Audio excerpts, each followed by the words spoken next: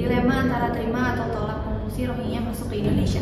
Kenapa itu diusir? Kenapa harus diusir? Kenapa nggak kita tampung aja? Yang menerima masuk pengungsi Rohingya ke Indonesia menurut gue sih enggak. Pemerintah juga ikut andil kan di sini.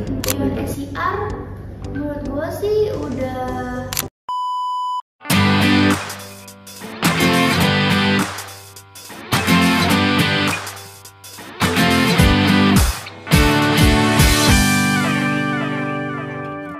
Hai guys, welcome back to our podcast bersama kita, sama gue Putri, gue Via, gue Mitchell. Kali ini berbeda dengan podcast lainnya. Kita bakal ngomongin seputar isu yang masih panas-panasnya, yaitu di dilema antara terima atau tolak pengungsi Rohingya masuk ke Indonesia.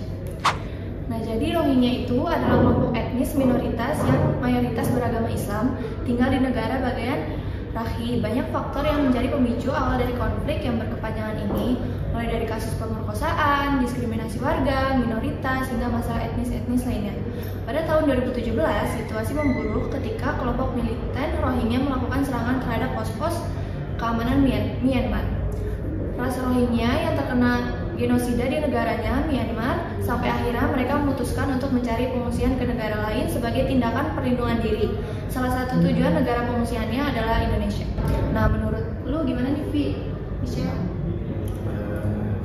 Menurut gue ya, sebagai orang yang dituju itu, menurut gue karena Rohingya kan ini kan kena genosida di Myanmar sendiri, mereka hak hidupnya terancam. Jadi mereka itu terpaksa mengungsi ke negara-negara lain termasuk Indonesia. Itu kita terpaksa mengungsi, jadi ke Indonesia tuh sebagai negara tujuan mereka itu harus menerima si pengungsi Rohingya ini dengan lapang dada gitu. Nah, gue akan ngejelasin kayak yang pertama mereka datang itu di Aceh itu, karena kan mereka datang dengan kapal yang ada berapa ratus orang, itu ada yang satu sakit, terus empatnya itu berenang ke daratan, terus habis itu diselamatin sama nelayan. Habis itu tiba-tiba warga pada datang buat nyelamatin itu, lalu habis itu kan diusir. Nah, kenapa itu diusir? Kenapa harus diusir? Kenapa nggak kita tampung aja gitu? Karena kan itu hak hidup mereka. Mereka mau hidup di sini mungkin selama berapa tahun. Terus habis itu kayak banyak yang nolak juga. Kenapa harus ditolak gitu? Gitu sih. Jadi lo termasuk yang pro nggak sih kalau misalkan Rohingya tuh boleh masuk ke Indonesia gitu kan? Iya. Ya sebenarnya sih gue juga setuju dengan pernyataan si Mitchell gitu, karena memang di daerah Myanmar di daerah asalnya si Rohingya ini tuh emang ada genosida dari pemerintahnya sendiri gitu. Cuman kalau misalkan apakah Indonesia harus menerima atau yang menerima masuk pengungsi Rohingya ke Indonesia, menurut gue sih enggak. Gue malah kontra sama pernyataan si Mitchell, karena ya mungkin benar kata Mitchell, ada alasan kemanusiaan kita buat bisa nerima pengungsi Rohingya masuk ke Indonesia. Cuma menurut gue sendiri, Indonesia ini nggak pernah menandatangani perjanjian tentang pengungsi buat masuk ke Indonesia. Jadi sebenarnya Indonesia ini nggak berkewajiban untuk menerima pengungsi dari negara lain untuk masuk ke Indonesia gitu loh. Nah, terus juga yang alasan gue kenapa gue kontrak sama pengungsi Rohingya untuk masuk ke Indonesia adalah karena memang ini tuh bukan terjadi sekali doang, dan ini tuh udah terjadi berkali-kali. Dan yang gue dapat ya kemarin itu, gue dapat datanya kalau di Indonesia ini kita udah rampung pengungsi Rohingya itu sebanyak 1.684 orang, dan itu tersebar di beberapa titik. Nah, ini nggak cuma di tahun ini, tapi di tahun-tahun kemarin tuh kita juga udah menerima pengungsi Rohingya buat masuk. Dan masyarakat Aceh kan paling banyak di Aceh ya. Masyarakat Aceh itu mereka bilang ya memang mereka menerima Rohingya masuk itu memang karena asas kemanusiaan. Ya udah kita tampung dulu gitu. Tapi kalau misalkan selama-lamanya kita terima mereka buat masuk ke Indonesia tuh menurut gue kayak buat apa gitu loh. Karena kejadian di Aceh misalkan itu tuh ada pengungsi Rohingya yang melakukan pencurian, terus juga melakukan pelecehan seksual apa gitu. Kemarin tuh gue liat di TikTok ada video di supermarket gitu, orang kerudungan gitu lagi belanja di supermarket, tiba-tiba si Rohingya ini, orang Rohingya ini kayak melakukan pelecehan seksual gitu loh sama si cewek ini, tiba-tiba out of nowhere gitu. Nah menurut gue tuh kayak itu gak terjadi sekali, kayak iya berkali-kali, banyak keluhan dari masyarakat Aceh yang bilang kalau emang pengungsi Rohingya ini tuh udah diterima tapi kok melunjak gitu loh. Jadi nggak tahu aturan, nggak tahu norma dengan seenaknya. Iya, nggak tahu norma masyarakat sekitar tuh kayak gimana gitu loh. Jadi menurut gue ya, gue sih kontra dengan masuk ke Rohingya buat ke Indonesia tuh, gue kontra banget. Gitu. Oh, mungkin gini, kenapa gue bisa itu karena pemerintah juga ikut andil kan di sini. Pemerintah tuh kayak mau nyiapin sebuah pulau namanya Pulau Galang kalau nggak salah. Nah itu jadi di Pulau Galang itu kayak udah itu buat si pengungsi dari Rohingya yang kayak suplai makanan, kesehatan dan lain-lain itu di situ sih.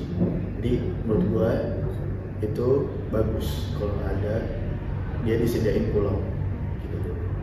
Menurut gue sih enggak, malah justru kayak kalau misalkan lu bilang Pulau Galang itu kan emang wacana dari pemerintah Indonesia buat ngasih buat si pengungsi Rohingya ini kan, karena memang tempat pengungsian Rohingya ini tuh udah penuh gitu loh, saking banyaknya si pengungsi Rohingya masuk ke Indonesia. Kalau misalkan dikasih pulau, yang gue baca di berita itu Pulau Galang sendiri masyarakatnya tuh nggak menerima Rohingya buat masuk ke Pulau Galang itu sendiri, karena masyarakat di Pulau Galang sendiri aja itu masih ada konflik, mereka tuh lagi diusir-usir dari pulaunya sendiri. Masa tiba-tiba pendatang baru Rohingya masuk, iya secara out of nowhere masuk aja gitu ke pulau itu, tinggal di situ. Iya, sedangkan masyarakat aslinya disuruh pindah. Jadi kayak apakah kebijakan Indonesia ini udah efektif gitu? Menurut gue sih balik lagi ke pemerintah Indonesia, kayak kalau misalkan mau bantu ya silakan bantu, tapi jangan sampai menyusahkan negara kita sendiri gitu loh. Nih gue pernah dengar nih kalau misalnya ada peraturan prinsip no refoulement itu, menurut lo kayak gimana tuh? Menurut gue non refoulement ini kayak seseorang atau pengungsi ini nggak boleh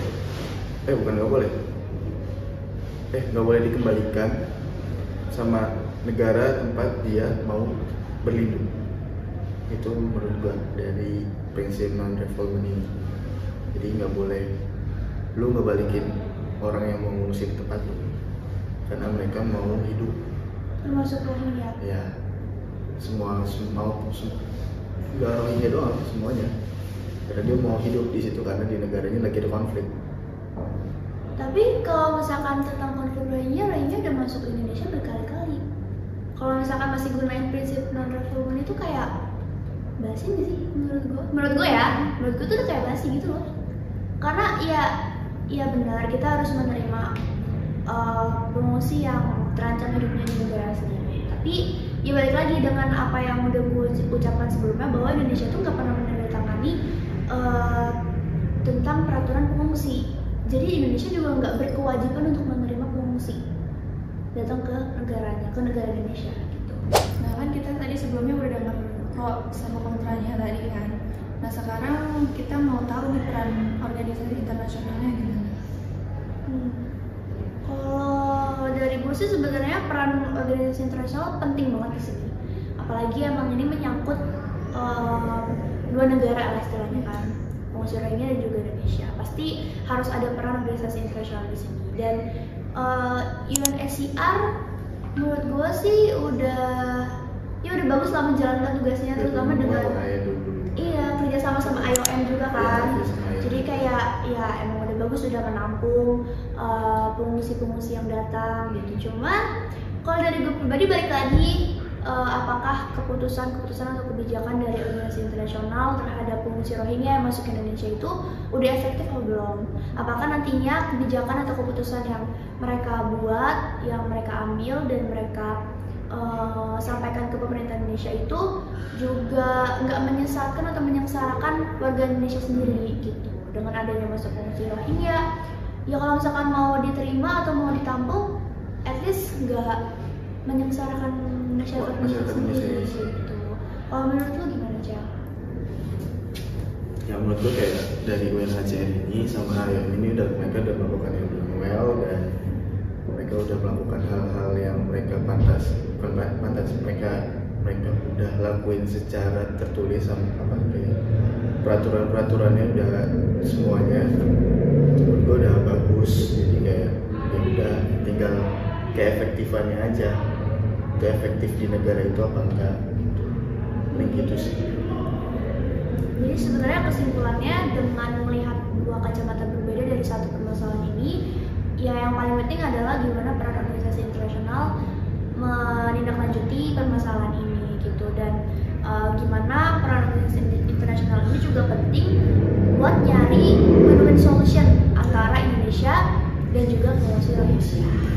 Oke guys, jadi itu pembahasan kita tentang konflik Rohingya pengungsi Rohingya yang masuk ke Indonesia, dan kita udah bisa lihat dari sudut pro dan juga sudut kontra gitu, dan memang peran organisasi internasional itu penting banget di sini. Jadi buat pembahasan kali ini mungkin kita sudahi aja, karena kalau misalkan kita masih lanjut kayaknya nggak bakal ada berkesudahan ya, karena pro sama kontra gitu, jadi nggak ada jalan tengahnya. Iya. So kita akhiri di sini, sampai jumpa di podcast selanjutnya.